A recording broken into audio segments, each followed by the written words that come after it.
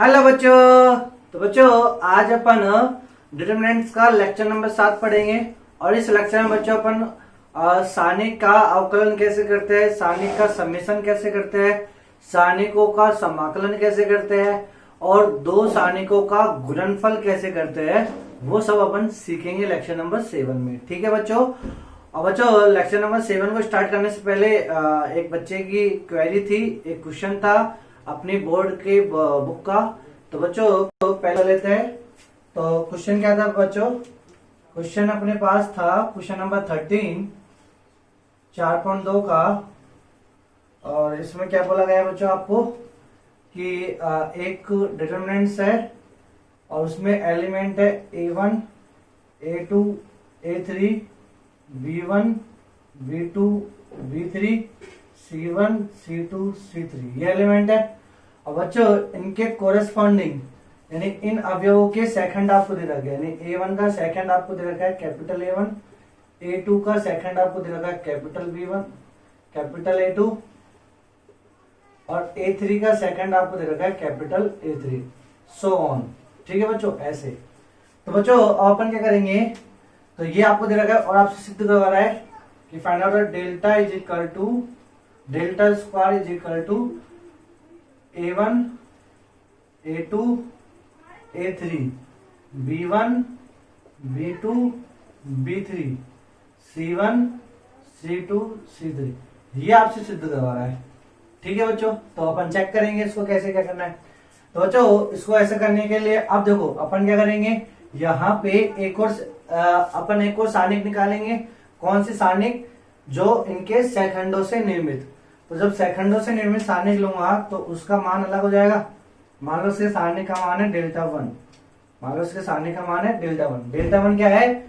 ये डेल्टा 1 में स्थित जो अवयव है, वापिस सुनो बच्चों, डेल्टा 1 क्या है? डेल्टा 1 है डेल्टा में स्थित जो अवयव है उनके संगत सेखंड, उनके संगत सेखंड से निर्मित सारणिक का मान। तो यहां लिखेंगे A1 A2 A3 B1 B2 B3 C1 C2 C3। समझ आया बच्चों? कोई दिक्कत है क्या? अब बच्चों अपन क्या करेंगे, इन दोनों का प्रोडक्ट करेंगे, डेल्टा और डेल्टा 1।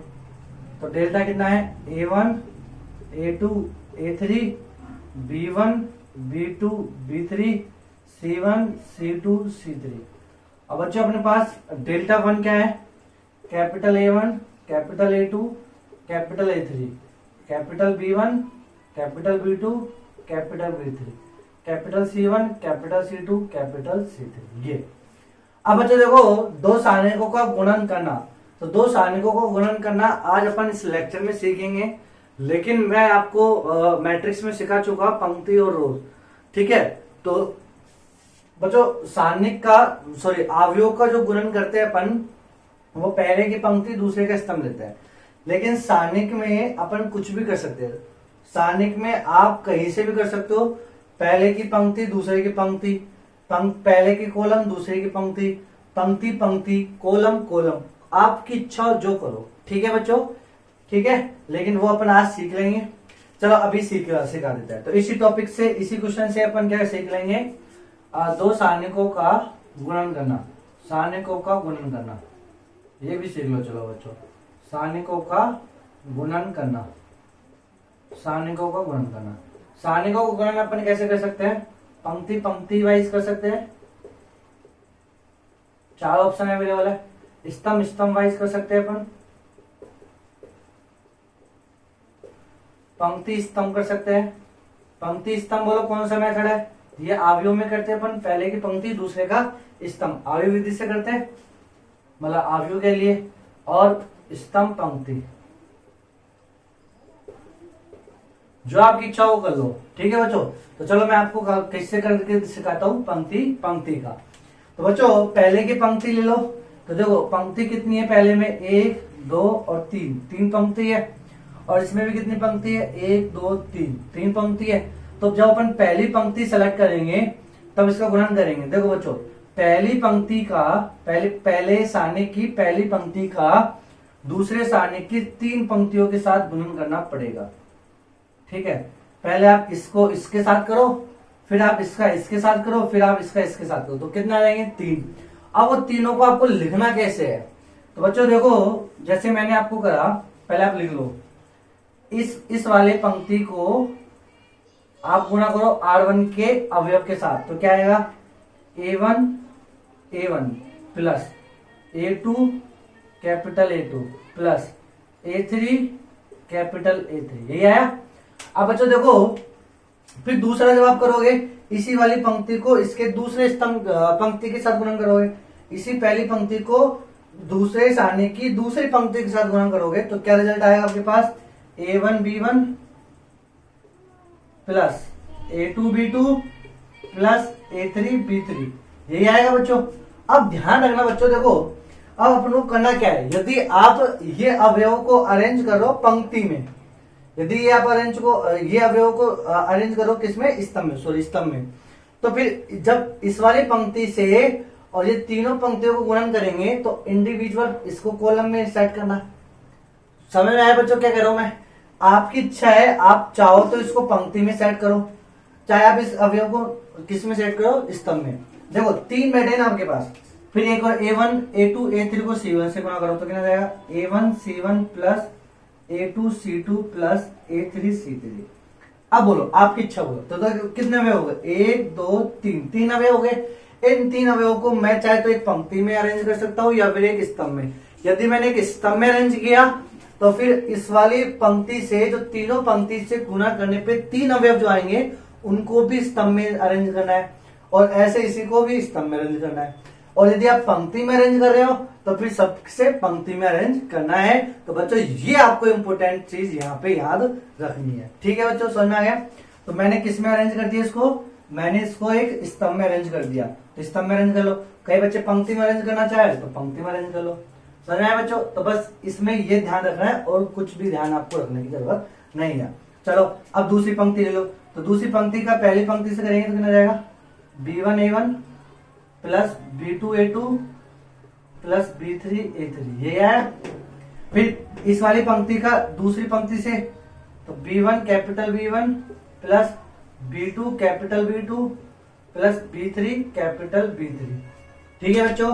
फिर B1 का C1 के साथ करेंगे तो B1 C1 plus B2 C2 plus B3 C3। Are you getting my point बच्चों। इसी प्रकार बेटू अपन क्या करेंगे, तो बेटू अपन इससे भी कर सकते हैं। अब देखो C1 तीसरी पंक्ति कर लेंगे, तो तीसरी पंक्ति का पहली पंक्ति से करेंगे तो कितना जाएगा C1 A1 plus C2 A2 plus C3 A3।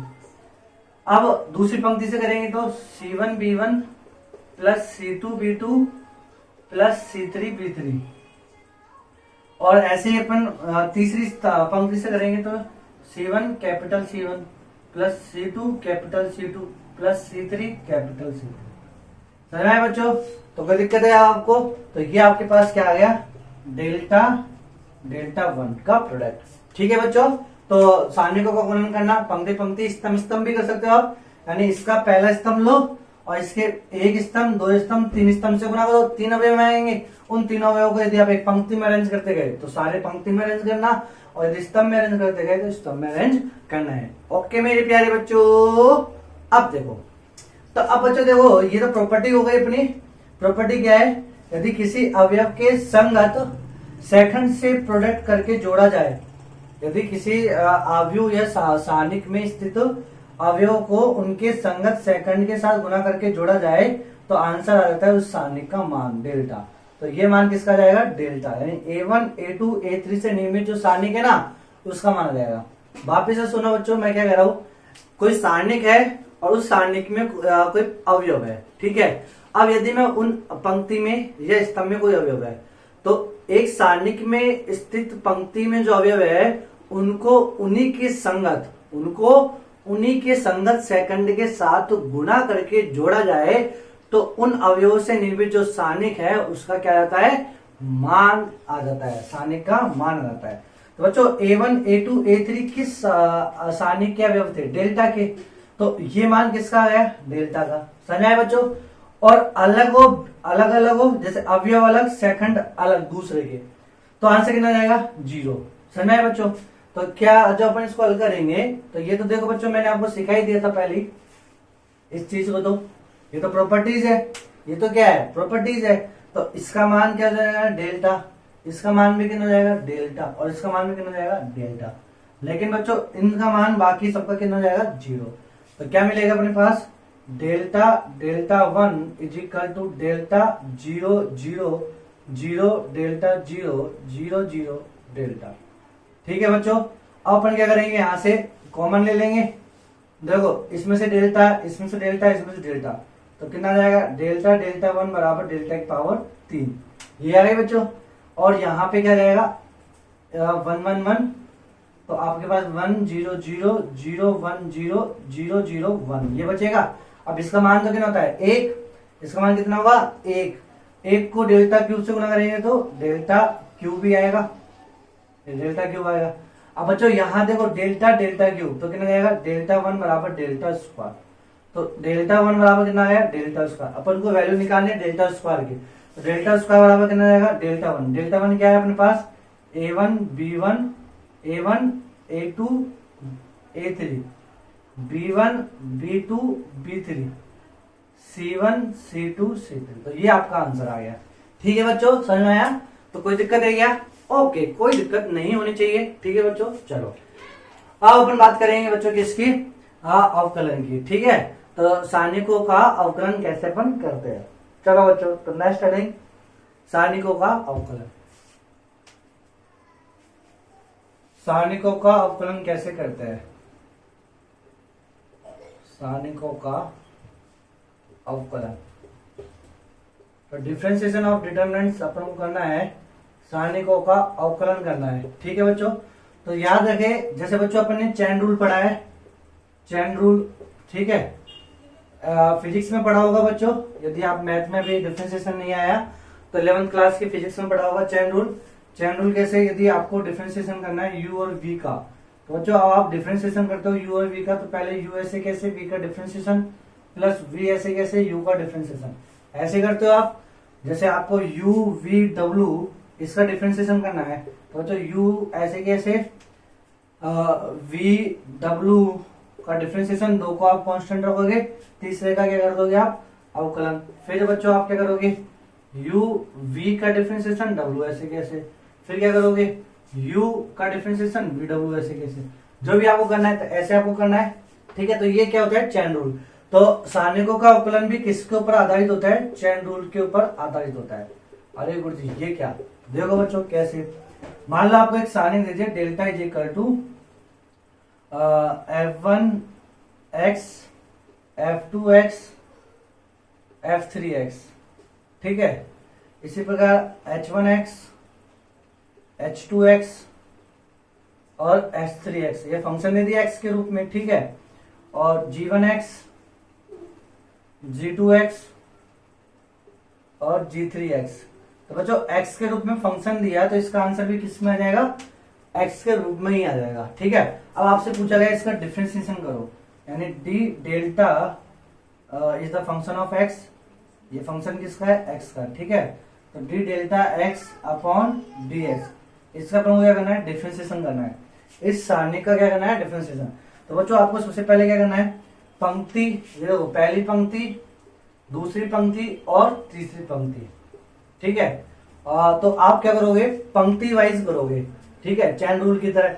यदि आप पहली पंक्ति का डिफरेंशिएशन कर रहे हो तो दूसरी और तीसरी क्या रहेगी, सेम रहेगी। समझ में आया बच्चों, सेम चैन रूल की तरह होगा।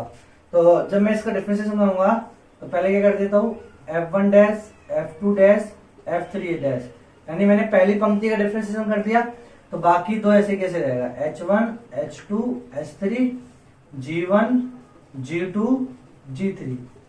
समझ में बच्चों, तो ये ऐसे ऐसे, फिर प्लस प्लस लग रहा है ना, प्लस। अब दूसरी पंक्ति का आप करोगे तो पहली और तीसरी ऐसे कैसे रहेगी, तो f1 f2 f3, अब क्या जाएगा h1 डैश, इसका डिफरेंशिएशन कर दो, h2 डैश h3 डैश, और g1 g2 g3 ऐसे कैसे। ठीक है बच्चों, फिर प्लस। अब क्या है आपके पास तीसरी पंक्ति, तो ऊपर की दो पंक्ति आप क्या रखोगे, सेम रखोगे, f1 f2 f3 h1 h2 h3। अब यहाँ आप डिफरेंशिएशन कर दो, g1 डैश g2 डैश और g3 डैश, तो ये आपका हो गया डिफरेंशिएशन। अब कई बच्चे बोल रहे होंगे, कई बच्चों के दिमाग में आ रहा होगा कि गुरुजी आपने पंक्ति वाइज ही क्यों किया, कॉलम वाइज क्यों नहीं कर सकते? कॉलम वाइज कर लो। आपको करना है, जब मैं कॉलम वाइज करूंगा तो C1 C2 और C3, ठीक है बच्चों। तो कॉलम वाइज यदि मैं डिफरेंशिएशन करूंगा तो देखो कैसे लिखूंगा। तो कॉलम वाइज जैसे मैंने C1 का कर दिया डिफरेंशिएशन, C2 C3 ऐसे कैसे, ठीक है। फिर प्लस C1 ऐसे कैसे, C2 का differentiation C3 plus C1 C2 और C3 का डिफरेंशिएशन। समझ में आया बच्चों? तो मुझे इस प्रकार कॉलम वाइज भी मैं डिफरेंशिएशन कर सकता हूँ। समझ में? ये तो बस केवल ऊपर के दिखा रहा हूं मैं। अब मैंने इसको इसकी तरह नहीं लिखा पूरा। तो समझ में आया मेरे प्यारे बच्चों? कोई दिक्कत है आपको इसमें? ठीक है, चलो तो अब अपन एक इलस्ट्रेशन ले लेते हैं। तो सारणिकों का अवकलन समझ में आया, थोड़ी सी अवकलन की बेसिक ज्ञान भी आपको आना चाहिए। तो चलो बच्चों अपन एक क्वेश्चन लेते हैं इसके ऊपर। तो चलिए बच्चों अपन एक क्वेश्चन ले लेते हैं। तो क्वेश्चन नंबर 1 सारणिक के ऊपर, मतलब अवकलन के ऊपर आपको दे रखा है f of x is equal to X square 2x 5 7 x पे घात 3 माइनस 1 0 x, ये आपको दे रखा है। और आपसे पूछा है देन फाइंड f डैश 0 की वैल्यू कितनी होगी, ये आपसे पूछा गया है। ठीक है बच्चों, तो ये क्वेश्चन है आपके पास। ठीक है, अब f डैश 0 पहले आप क्या करोगे, इस फंक्शन का अवकलन करोगे। यानी ये फंक्शन क्या है, डिटरमिनेंट ही तो है। ये क्या है, डिटरमिनेंट x का। और जब आप इसका डिफरेंशिएशन करोगे बच्चों, f डैश x करोगे तो आपको क्या करना पड़ेगा, पहले पंक्ति का कर लो। तो जब पहले पंक्ति का करेंगे तो एक्स स्क्वायर कितना हो जाएगा 2x का कितना हो जाएगा 2x का मतलब होता है डिफरेंशिएशन। ठीक है, और 5 का कांस्टेंट का डिफरेंशिएशन कितना हो जाएगा 0। और बाकी ऐसे कैसे 7 x पे घात 3 माइनस 1 0 x, ये ऐसे कैसे रहेगा। समझ में आया बच्चों? फिर आपको क्या करना पड़ेगा प्लस। अब ऊपर के दो ऐसे कैसे एक्स स्क्वायर 2x 5 ऐसे कैसे।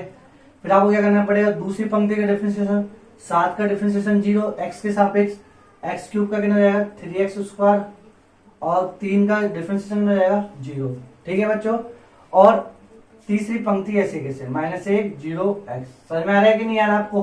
आ रहा है ना बच्चों? देखो मैं इसको कैसे कर रहा हूँ आपको वापिस एक्सप्लेन कर देता हूँ।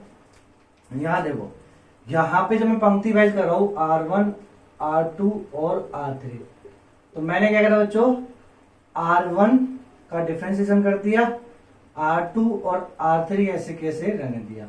ठीक है बच्चों, इसको थोड़ा सा अपन ऐसे ले लेते हैं। R1 का डिफरेंशिएशन करा, R2 R3 ऐसे कैसे रहने दिया।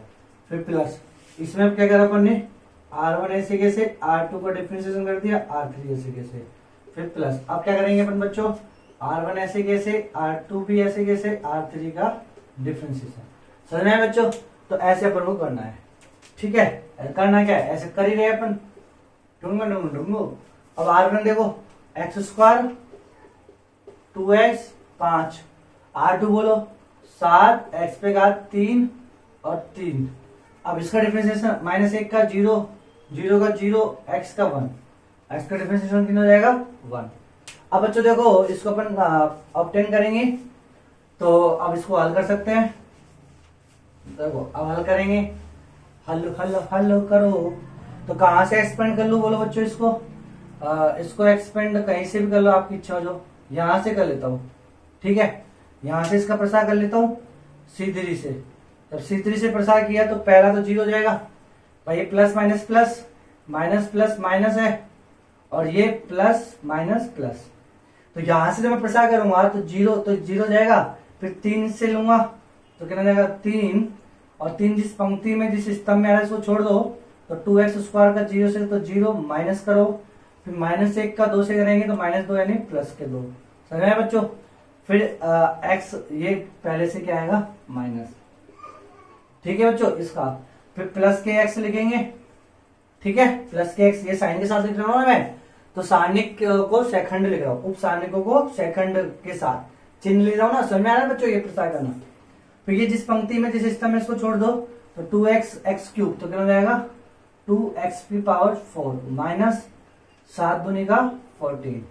ठीक है बच्चों, तो कितना आंसर आएगा ये, माइनस के 6 प्लस 2x पे घात 5 माइनस 14x। तो ये तो आ गया इसका, फिर प्लस। अब मुझे करना है इसका। तो बच्चों इसका प्रसार बोलो कहां से करना है, यही से कर लेते हो इसका प्रसार भी। तो 5 लिखा प्लस के साथ और गुणा करूंगा 0, फिर माइनस, माइनस 1 का 3 से करूंगा तो माइनस प्लस के 3x²। ठीक है बच्चों, 0 माइनस के साथ आएगा तो ये तो 0 0 हो जाएगा, फिर प्लस के x, अब प्लस के x तो इसको गुणा करूंगा तो कितना जाएगा 3x पे घात 4 और ये 0 हो जाएगा। ठीक है बच्चों, तो अब इसको सोल्व करेंगे तो कितना जाएगा 5 15x पे घात स्क्वायर, फिर प्लस के 3x पे घात 5। समझ में आया बच्चों। अब बेटू कोई दिक्कत है बेटू इसमें। अब इसको करो, इसका प्रसार कहां से कर लू, R3 से कर लू। R3 से जब मैं प्रसार करूंगा तो केवल एक ही आएगा, मतलब इसका तो x पे घात 2, x पे घात 3 तो x पे घात 5 माइनस 7 दूनी का 14x, तो ये रहेगा प्लस x पे घात 5 माइनस के 14x। तो ये अपने पास क्या आया बच्चों f'(x). अब मुझे f'(x) पूछा है कि f'(0) की वैल्यू पूछे, 0 की, यानी मैं x की जगह क्या रख दूंगा बच्चों 0। जब x की जगह 0 रखूंगा 0 0 0 0 0 0 0, तो क्या बचा आंसर मेरे पास -6 इज द राइट आंसर। समझ में आया बच्चों, कोई दिक्कत है आपको। तो इस प्रकार अपन क्या करते हैं बच्चों, सारणिकों का अवकलन करते हैं और जो क्वेश्चन पूछे जाते हैं अपन से उस क्वेश्चन का अपन आंसर देते हैं। चलो बच्चों एक और क्वेश्चन देख लेते हैं अपन सारणिक के ऊपर। तो आओ नेक्स्ट क्वेश्चन किसके ऊपर आधारित है, सारणिकों के अवकलन पे आधारित। तो आपको बच्चों दे रखा है यदि f1 f2 and f3 are quadratic function, are three quadratic function,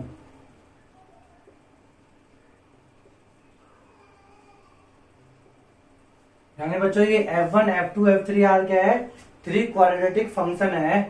then अब अपन से क्या पूछा है, G2 की वैल्यू यदि आपको दे रखी है, G2 की वैल्यू ज्ञात करो एंड G3 की वैल्यू आपको दे रखी है 22।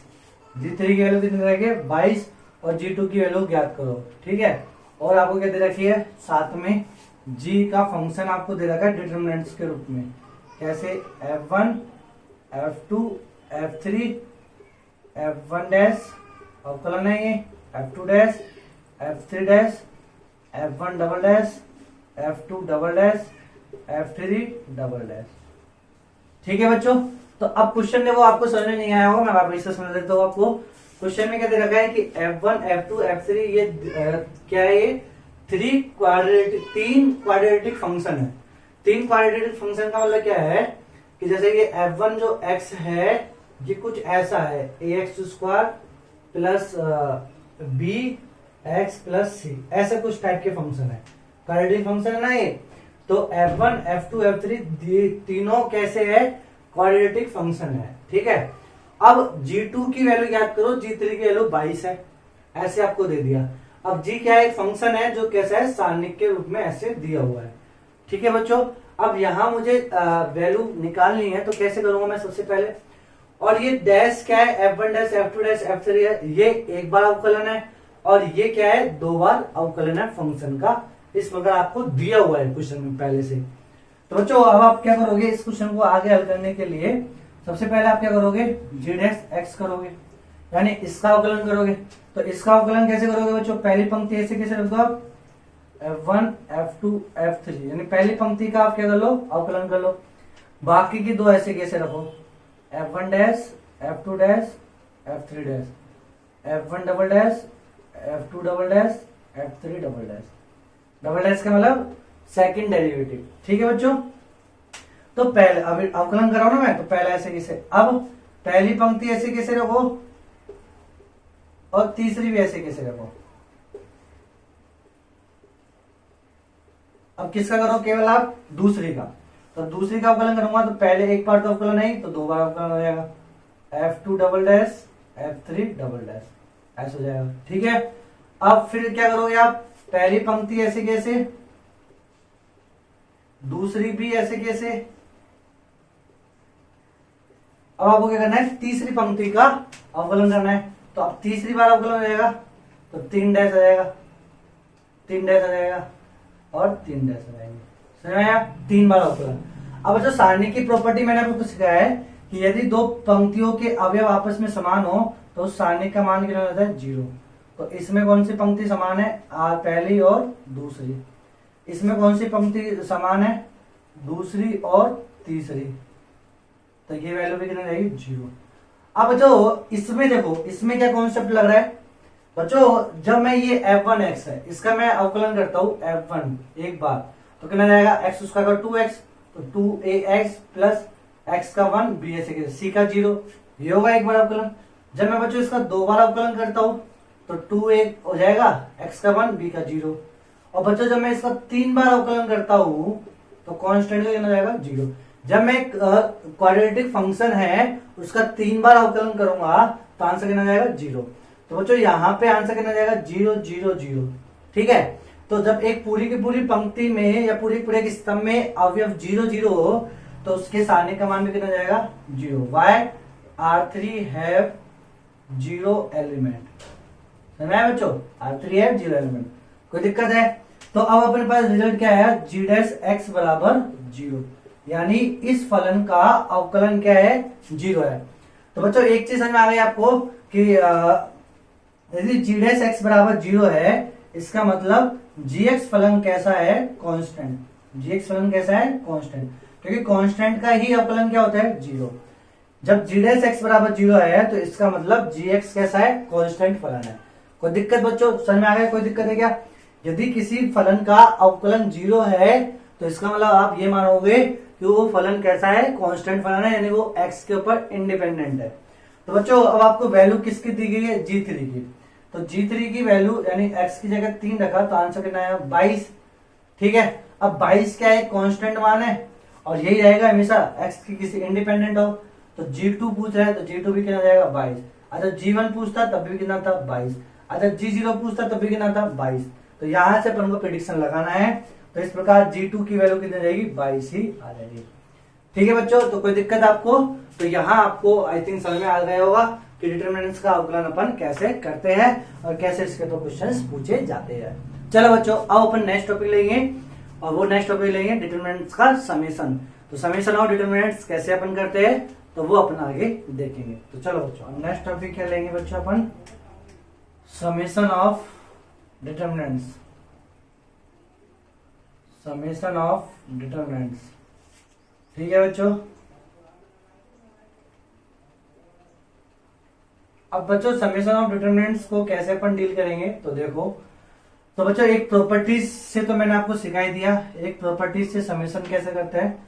जैसे आपको एक सारणी दे दिया और 1 2 3 -1 0 3 और 4 5 7, एक तो ये दे दिया प्लस एक समेशन, एक आपको सारणी दे दिया 1 2 3 5 माइनस के 1 0 माइनस नहीं होता, -1 -4 और 4 5 7, ये आपको दे दिया। ठीक है बच्चों, और आपसे पूछा कि इसका आपको क्या करना है? मतलब जोड़ना है। तो दो सारणिकों को जोड़ना है अपन को, तो कैसे आंसर निकालना है। तो बच्चों जब दो सारणिकों को जोड़ना है तो मैंने आपको क्या बोला कि आपको दो सारणिक जब जोड़ सकते हैं जब उनकी दो पंक्ति, एटलीस्ट दो पंक्ति या दो स्तंभ क्या हो? समान हो। दो पंक्ति या दो स्तंभ परस्पर क्या हो? दो स्तंभ परस्पर क्या हो? समान हो, तब जाके अपन क्या कर सकते हैं? इसको जोड़ सकते हैं। ठीक है बच्चों, तो ये प्रॉपर्टीज थी। तो जब अपन देखेंगे तो देखो जोड़ेंगे तो देखो क्या क्या आ रहा है? क्या पंक्ति समान आ रही है? क्या नहीं। इसकी और इसकी दो पंक्ति समान है क्या? नहीं। स्तंभ देखो, स्तंभ समान है क्या? हाँ, स्तंभ पहला और इसका स्तंभ पहला समान है, स्तंभ तीसरा और इसका स्तंभ तीसरा समान है। जब ऐसे समान है तो अपन जोड़ देंगे सिंपल। तो क्या करेंगे? 1 2 3 ऐसे कैसे, और तीसरा स्तंभ क्या है? 4 5 7 कॉमन आ गया, ऐसे कैसे लिख दिया। ठीक है बच्चों, अब दूसरा स्तंभ जो है अलग अलग है तो मैं इसको जोड़ सकता हूँ सिंपल। तो जोड़ूंगा कैसे? -1 + 5 तो कितना जाएगा? 4। फिर 0 + -1 तो कितना जाएगा? -1। 3 + के -4 तो कितना जाएगा? -1। तो ये इसका आंसर आ जाएगा। समझ में आया बच्चों? तो दो सारणिकों को जोड़ने का तरीका क्या है, तो वो ये आपको प्रॉपर्टीज वाइज मैंने आपको सिखा चुका पहले ही। लेकिन अब बच्चों देखो, आपको बोल दिया जाए कि सर ऐसे हमको ऐसे सारणिक दे दिया जिसमें ना तो दो पंक्ति समान है ना दो स्तंभ समान है, -1 0 2 3 4 -1 3 2 1 प्लस, और आपको दे दिया 0 0 1 -2 -3 2 4 5 6, ऐसे आपको दे दिया। ठीक है, अब सर इसमें तो क्या है, ना तो पंक्ति समान है ना दो स्तंभ समान है, तो आप इसको कैसे जोड़ेंगे? तो अब आपको जोड़ना नहीं है, आपको क्या करना है, पहले इसका आंसर निकालो, फिर इसका आंसर निकालो, फिर दोनों को जोड़ो, तब आंसर आएगा। ये चीज समझ में आ गई? तो इसमें पहला वाला कॉन्सेप्ट समझ में आ गया, पहला वाला मेथड कैसे अपन को करना है। ठीक है, प्रॉपर्टीज वाइज करना है। और यदि दो पंक्ति दो स्तंभ समान नहीं है तो आप पहले इंडिविजुअल निकालो, इसका आंसर निकालो, इसका आंसर निकालो, फिर दोनों को जोड़ लो। ठीक है बच्चों, चलो, तो ये तो गए पहला टाइप का इलस्ट्रेशन। अब अपन को लेना है सेकंड टाइप का इलस्ट्रेशन समेशन पे। हाँ।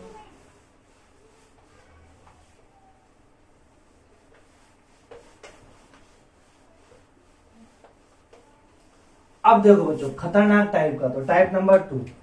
तो टाइप नंबर 2 जो आपने समेशन पूछा जाए, टाइप नंबर 1 तो समझ में आ गया, टाइप नंबर 2 आपसे बोला गया delta R is equal to R R square 3 -1 0 2 1 1 0, ये आपको दे दिया। ठीक है बच्चों, ऐसे आपको दे दिया। और आपसे पूछा गया फाइंड समेशन ऑफ आर की वैल्यू 1 से लेके आर की वैल्यू 10 डेल्टा आर। ओ, अब निकलेंगे प्लान। अब क्या निकलेंगे? प्लान। अब बच्चों जब ऐसे आपसे पूछा गया हो तो देखो, अब आपको क्या करना है कि ये इसका मतलब क्या है, इसका मतलब खोलना जानते हो ना, समेशन मतलब पहले आर की वैल्यू 1 रखो, तो आर की वैल्यू जब 1 रखोगे तो क्या जाएगा, डेल्टा 1 आ जाएगा। फिर क्या रखोगे आप, प्लस लगाओगे, समेशन मतलब प्लस, फिर आर की वैल्यू 2 लोगे तो ये आ जाएगा डेल्टा 2, फिर plus delta 3, so on plus delta 10। तो ये आपसे आंसर पूछा है, इसका आंसर आपको बताना है। ठीक है बच्चों, तो इसका आंसर बताने के लिए अब अपन को क्या करना पड़ेगा, जब मैं आपको ऐसे डेल्टा 1 लिखूंगा तो ध्यान से समझना बच्चों, इसमें डेल्टा 1 क्या आएगा, डेल्टा 1 आ जाएगा 1 1 3 -1 0 2 1 1 0, ये आएगा। फिर डेल्टा 2 क्या आ जाएगा बच्चों, तो डेल्टा 2 मैं लिख देता हूँ डेल्टा आर, और यहाँ लिख देता हूँ डेल्टा 1, और ये लिख देता हूँ आर बराबर 1 से लेके आर बराबर 10। ठीक है बच्चों, डेल्टा 1 की वैल्यू हो गई। अच्छा डेल्टा 2 जब मैं लिखूंगा तो कैसे लिखूंगा, आर की वैल्यू 2 पुट कर दूंगा, 2 का स्क्वायर 4 3 -1 0 2 1 1 0, ऐसे करते करते करते मुझे क्या लिखना है, डेल्टा 10। ठीक है, तो डेल्टा 10 कैसे लिखूंगा, 10 की पावर 100 और 3 -1 0 2 1 1 0। अब बच्चों देखो, टाइप 1 वाला मैंने आपको सिखाया है कि जब अपन को ऐसा कुछ सारणिक दे रखा है जिसकी दो पंक्ति या दो स्तंभ क्या हो, समान हो, जिसकी दो पंक्ति या दो स्तंभ क्या हो, समान हो, तो अब आप क्या करोगे, उनको सिंपल जोड़ लोगे। तो बच्चों इस पूरे को मैं ऐसे लिख सकता हूँ, यहाँ देखो दूसरी पंक्ति -1 0 2 और तीसरी पंक्ति 1 1 0, तो नॉट चेंज। ठीक है, किसी भी सारणिक है डेल्टा 1 डेल्टा 2, इन सबके दूसरी और तीसरी पंक्ति क्या है, समान। चेंज तो क्या हो रहा है, पंक्ति पहली, तो पहले को जोड़ेंगे तो पहला अवयव को तो 1 + 2 + 3 + सो ऑन प्लस 10 ऐसे आएगा। फिर ऐसे दूसरे को जोड़ेंगे तो 1 का square plus 2 square plus so on plus के 10 स्क्वायर, और तीसरे को जोड़ेंगे तो कितना जाएगा, 3 + 3 + 3 10 बार। समझ में बच्चों, तो ऐसे अपन को ये रिजल्ट लेना है। अब इस रिजल्ट को देखो बच्चों, मैं ऐसे भी लिख सकता हूँ सीधा कैसे लिखूंगा बच्चों, ध्यान से समझना इस चीज को, 1 + 2 + 3, तो ये क्या है आर, और इसको मैंने समेशन कर दिया, आर की वैल्यू 1 से लेके 10 तक। ठीक है, फिर ये क्या है आर स्क्वायर, तो मैं इसको ऐसे लिख सकता हूँ समेशन आर स्क्वायर, आर की वैल्यू 1 से लेके 10 तक, कोई दिक्कत है क्या। और फिर ये क्या है 3, तो 3 बाहर ले लिया बच्चों मैंने, तो कांस्टेंट है ये, यानी समेशन 3 आर की वैल्यू 1 से लेके 10 तक। ठीक है बच्चों, ऐसे, और बाकी के दो ऐसे लिख दिया, -1 0 2 और 1 1 0।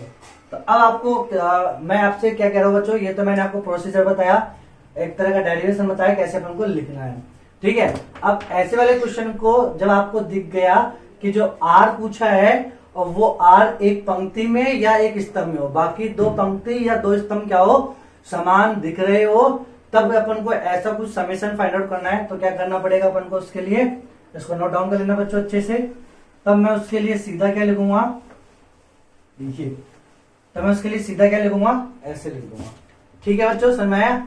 जिस पंक्ति में आर दे रखा है अपन को, समेशन डेल्टा आर, आर की वैल्यू 1 से लेके 10 और बाकी की दो ऐसे कैसे रहेगी आर रेडी में अपन बच्चों। अब देखो समेशन ऑफ आर का सूत्र अपन जानते हैं, समेशन ऑफ आर का सूत्र क्या होता है, r+1/2 ये होता है। अब टोटल वैल्यू कितनी है, आर की वैल्यू 1 से लेके 10 तक, तो 10 रख दो आप इसमें, तो कितना जाएगा 10 + 1 11/2, तो फिर जाएगा 5, तो कितना जाएगा 55 इसका आंसर। समझ में आया बच्चों। फिर इसी प्रकार मुझे क्या निकालना है, समेशन आर उसका, तो समेशन आर उसका की वैल्यू क्या होती है बच्चों, r+1 2r+1/6 ये होती है समेशन आर स्क्वायर की वैल्यू। और यहाँ पे बच्चों आर की वैल्यू 10 रखोगे आप, तो कितना जाएगा 10 1 से लेके 10, तो 10 × 1 11, 10 दूनी 20 और 1 21, ठीक है बच्चों 6। अब काटेंगे अपन, तो इसको काटेंगे 3 और ये 5, और 3 को इससे काटेंगे 7, 7 पंजू 35 और 11, तो 35 10 350, ठीक है बच्चों, और उसमें 35 जोड़ देंगे तो 385, तो ये आंसर कितना आ जाएगा 385। समझ आया बच्चों। और जैसे मान लो समेशन r³ होता तो क्या आता बच्चों उसका आंसर, r+1/2 का होल स्क्वायर, ये था बच्चों, ठीक है। अब कोई दिक्कत है बच्चों, आपको समझ में आता है ना ये सब चीजें, चलो तो ये आपको सूत्र आना चाहिए। अब बच्चों अपन क्या करेंगे, यहाँ पे 55 लिखेंगे, यहाँ 385 लिखेंगे, और समेशन ऑफ कांस्टेंट दे रखा हो, समेशन ऑफ के दे रखा हो, आर के वैल्यू 1 से लेके आर के वैल्यू n दे रखी हो, तो इसका आंसर kn हो जाएगा। क्या जाएगा बच्चों, kn। तो 3 और कहां तक है 10 तक, तो 3 × 10 कितना जाएगा 30। तो समेशन ऑफ 3 आर के वैल्यू 1 से लेके आर के वैल्यू 10, इसका आंसर कितना जाएगा बच्चों 30। 3 3 3 3 जोड़ना है कितनी बार, 10 बार, तो कितना जाएगा 30 इज द राइट आंसर। तो बच्चों I think you should be clear for this point, ठीक है बच्चों। चलो एक रिलेशन लेते हैं अपन इसी टाइप का, और आपको देखना है, प्रिडिक्ट करना है आप कैसे करोगे। तो टाइप 2 के ऊपर ही एक और क्वेश्चन। तो बच्चों बस याद रखना है टाइप 2 में क्या होना चाहिए, टाइप 2 में जो भी आर होगा, जो भी वेरिएबल होगा, एक्स होगा, जो भी कुछ होगा, वो एक पूरी पंक्ति या एक पूरी स्तंभ में होना चाहिए, दो पंक्तियों में नहीं होना चाहिए, ठीक है बच्चों। दो पंक्तियों में जाएगा तो फिर गड़बड़ हो जाएगा, तो इसलिए ध्यान रखना इस चीज। अभी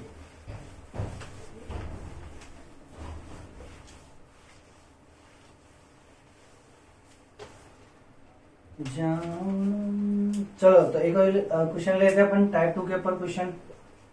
बच्चों आपसे बोला गया delta X is equal to X पे घात 3 x² + 1 2x + 1, ठीक है, -1 2 1 0 1 2, ये आपको दे दिया और आपसे पूछा फाइंड आउट द x की वैल्यू 1 से लेके x की वैल्यू 20 और डेल्टा x, ये आपसे पूछा।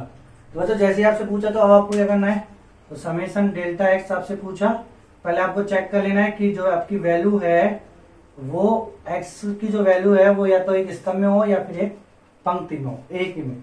तो देखो एक ही पंक्ति में मतलब एक ही स्तंभ में तो कोई दिक्कत नहीं है, तो ये समेशन x³ हो जाएगा, कहां से लेके कहां तक, x की वैल्यू 1 से लेके 20 तक। फिर ये क्या जाएगा, समेशन ऑफ x² + 1 हो जाएगा, x की वैल्यू 1 से लेके 20 तक, और ये कितना जाएगा बच्चों, समेशन ऑफ 2x + 1 हो जाएगा 1 से लेके 20 तक। ऐसे क्यों कर पा रहे, वो डेरिवेशन मैंने भी आपको करा दिया बच्चों, -1 2 1 और ये 0 1 2, ठीक है बच्चों। अब मुझे क्या निकालना है, इसके आंसर निकालने हैं ये। तो बच्चों x³ का बोलो आंसर, समेशन ऑफ x³ करना है, तो कितना होता है x + 1/2 का होल स्क्वायर, ये होता है बच्चों, ठीक है। अब इसको कर लो तो कितना जाएगा, x की वैल्यू रखेंगे 20, तो 20 20 21, तो 20 × 21/2 का होल स्क्वायर, तो एक भयानक सा आंसर आएगा जो आपको कुछ नहीं बच्चों, आपको ऐसे कर लेना है। ठीक है, ऐसे x sigma x square plus 1 करना है, तो इसको मैं लिख सकता हूँ sigma x square plus sigma 1। ठीक है बच्चों, अब सिग्मा एक्स स्क्वायर कितना होता है, एक्स प्लस 1 2x प्लस 1 बटे 6 प्लस ये क्या होता है बच्चों, n हो जाता है, एक आ जाएगा आगे तो 1 इंटू एन। अब n कितनी बार है, 20 बार, तो यहाँ पे x के लो 20 रख देना, कोई दिक्कत बच्चों, आ जाएगा, कर लोगे आप। इसी प्रकार समेशन 2x प्लस 1 का करना है, तो समेशन 2x प्लस 1 को ले सकते हो, समेशन 2x प्लस समेशन 1, तो बच्चों यहाँ पे 2 बार जाएगा, तो समेशन x प्लस ये हो जाएगा nx, मतलब 1 इंटू एक्स। एक्स कितनी बार है, नंबर ऑफ टाइम्स x आएगा। ठीक है, अब ये समेशन ऑफ x का फॉर्मूला क्या होता है, 2x प्लस 1 बटे 2 प्लस के x। अब x के लो कितनी है 10 बस 20, तो 20 रख के आप चेक कर लेना। ठीक है मेरे प्यारे बच्चों, ठीक है बेटू, कोई दिक्कत है क्या, आपको समझ में आना चाहिए। तो ये आपके टाइप नंबर 2 हो गया समेशन का, जब आपके पास x किसी पंक्ति या किसी स्तंभ में आपको वेरिएबल दे रखा हो। लेकिन बच्चों मान लो आपके पास किसी पंक्ति या किसी स्तंभ में एक में नहीं दे रखा हो, 2 या 3 में दे रखा हो, तब आप उसको कैसे डील करोगे, तो वो देखो टाइप नंबर 3। तो टाइप नंबर 3 देखो, खुद थोड़ा फास्ट हो रहा होगा बच्चों, है ना, फास्ट यदि हो रहा है तो कोई बात नहीं, आप स्लो कर लेना। ठीक है बच्चों, ऑप्शन आता है आपके पास। टाइप नंबर 3 देखो बच्चों, टाइप नंबर 3 आपसे delta R is equal to आपको दे दिया R1 2 -1 R square 0 2R plus 1 R पे घात 3 और R, ऐसा कुछ दे दिया। ठीक है बच्चों, अब इसमें देखो जो R है और आपसे पूछा गया find out the summation of delta R is equal to 1 से लेके 10। अब ये आंसर पूछा गया। अब इस वाले क्वेश्चन में देखो बच्चों क्या है कि जो R है वो ना तो एक पंक्ति में आ रहा है, मतलब पूरी मतलब R जो है वो पंक्ति में और स्तंभ में सब में ही आ रहा है। ठीक है, एक पंक्ति में नहीं है या एक पर्टिकुलर स्तंभ में नहीं है, ये तो सब जगह ही है। तो इसको करने के लिए अब आपको क्या करना पड़ेगा, सबसे पहले बच्चों आपको इसको सिंप्लीफाई करना पड़ेगा। इसको आप प्रसार कर लो सीधा, पहले प्रसार कर लो इसका। तो प्रसार कहां से करोगे बच्चों, यहां से प्रसार कर लो, तो 2 लिखोगे, जिस पंक्ति जिस स्तंभ में तक कितना जाएगा -R पे घात 3, फिर माइनस R स्क्वायर कैसे करेंगे, तो 2R पे घात 3 फिर माइनस R स्क्वायर। ठीक है बच्चों, फिर 0 का 0 जाएगा, फिर प्लस के R, फिर जिस पंक्ति जिस स्तंभ में छोड़ दो, तो R पे घात 3 माइनस प्लस 1 ये हो जाएगा। जब आप इसको हल करोगे तो माइनस के R क्यूब माइनस के 2R, तो माइनस के 3R क्यूब, तो 2 से गुना करेंगे तो माइनस के 6R क्यूब, और फिर ये माइनस के 2R स्क्वायर, फिर प्लस के R पे घात 4 और प्लस के R, ये हो जाएगा बच्चों। अब यहां बच्चों आपको क्या करना है, R पे घात 4 माइनस 6R क्यूब माइनस के 2R स्क्वायर प्लस के R, तो ये आपने निकाले डेल्टा R। ठीक है बच्चों, डेल्टा R आ गया। अब अपन से पूछा क्या है, अपन से समेशन ऑफ डेल्टा R, तो अब आप क्या कर लेना, इसका समेशन ऑफ डेल्टा R कर लेना, R के 1 से लेके 10 तक। तो बच्चों इंडिविजुअल इसका करोगे तो समेशन R पे घात 4 माइनस 6 समेशन R पे घात 3 minus 2 summation R square plus summation R। तो ये सबके फॉर्मूले आप जानते हो बच्चों, आपने 11th क्लास में बोर्ड में बुक में पढ़ लिया होगा, बाइनोमियल में सॉरी सीक्वेंस एंड सीरीज में आपने पढ़ा होगा बच्चों, सीक्वेंस एंड सीरीज में आपने पढ़ा है 8.5 एंड 8.6 के अंतर्गत। ठीक है बच्चों, तो ये फॉर्मूले आपको वहां से मिल जाएंगे, आप इसको चेक कर लेना। तो ये हो गया अपने पास समेशन ऑफ क्या बच्चों, डिटरमिनेंट। ठीक है बच्चों, अब अपना लास्ट टॉपिक है इंटीग्रेशन ऑफ डिटरमिनेंट्स। तो बच्चों समेशन ही क्या होता है, समेशन ही आगे चल के इंटीग्रेशन बनता है। अब जैसे जैसे अपन ने समेशन में किया है वैसे वैसे सेम अपन को क्या करना है, इंटीग्रेशन में भी करना है। Type 1 type 2 type 3। ठीक है बच्चों, टाइप 2 में क्या पढ़ा था अपन ने, यदि R पूरी पंक्ति में आ जाए और अपन से इंटीग्रेशन पूछ रहा हो, तो बच्चों ये बस मैं केवल ओरली बता रहा हूँ, क्योंकि कई बच्चे ऐसे हैं जो अभी इस बार 12th पढ़ रहे हैं, तो जो बच्चे पास आउट हो गए उनको तो मालूम है इंटीग्रेशन। जैसे मान लो मैं इसमें पूछता इंटीग्रेशन R की वैल्यू 1 से लेके R की वैल्यू 2 तक, इसका आप आंसर निकालो, तो इंटीग्रेशन हो गया। तो सेम आपको क्या करना बच्चों, यहां तक आप करोगे अब इसमें आर ना तो एक पंक्ति में आ रहा है ना स्तंभ में आ रहा है, तो आप ऐसे करोगे और ऐसे करने के बाद फिर क्या करोगे, इनका इंटीग्रेशन निकालोगे। इसका क्या करोगे बच्चों, इंटीग्रेशन। इसका क्या करोगे बच्चों, इंटीग्रेशन। इसका क्या करोगे बच्चों, इंटीग्रेशन। इसका क्या करोगे बच्चों, इंटीग्रेशन आपको करना है। ठीक है मेरे बच्चों, समझ में आ गया। और ये समेशन क्या है, इंटीग्रेशन 1 से लेके 2 तक, 1 से लेके 2 तक, 1 से लेके 2 तक, 1 से लेके 2 तक, 1 से लेके 2 तक। तो आपने यदि 11th क्लास फिजिक्स में इंटीग्रेशन पढ़ रखा है बेसिक, तो आप कर सकते हो इस वाले क्वेश्चन। तो बच्चों के लिए बहुत टफ क्वेश्चन होता है, लेकिन टफ है क्या ये, कुछ भी टफ नहीं है, आराम से। और टाइप 2 की तरह करना है तो टाइप 2 की तरह कर लेना। टाइप 2 में यदि पूरी एक स्तंभ में या पूरी एक पंक्ति में दे रखा है, तो आपको जैसे समेशन किया है सेम वैसे आपको क्या करना है, समाकलन। समाकलन बच्चों समेशन ही होता है, समेशन तो केवल डिस्क्रीट नंबर को जोड़ता है, समाकलन जो होता है वो पूरे कंटिन्यूअस को जोड़ता है। तो ये डिफरेंस होता है समेशन और समाकलन में। ठीक है, ओके बच्चों। तो आज से अपना डिटरमिनेंट्स खत्म, डिटरमिनेंट्स के सारे टॉपिक्स लगभग पूरे खत्म हो चुके बच्चों। अब अपन करेंगे बच्चों प्रीवियस ईयर में आरटीओ क्वेश्चन और बोर्ड के क्वेश्चन। तो पहले अपन बोर्ड के क्वेश्चन करेंगे विथ एग्जांपल, विथ मिसलिनियस के क्वेश्चन सभी के साथ, और फिर उसके बाद अपन करेंगे बच्चों प्रीवियस ईयर के क्वेश्चन जेई में आएंगे, और फिर अपनी सीट को भी हल करेंगे जो अपन ने सीट आपको दे रखी है। तो बच्चों अब 4-5 दिन जो भी डिटरमिनेंट्स के लेक्चर होंगे वो डिटरमिनेंट्स के नहीं, वो डिटरमिनेंट्स और मैट्रिक्स के मिक्स करते हुए क्वेश्चन आएंगे आपके सामने। तो आपको रिवीजन करना है आज, जो बच्चे ये लेक्चर मिल जाएगा उसके बाद आपको मैट्रिक्स और डिटरमिनेंट्स के सारे नोट्स को रिवाइज करना है, क्योंकि अब अपन करेंगे क्वेश्चंस और सीट। ठीक है मेरे प्यारे बच्चों, हैव ए गुड डे।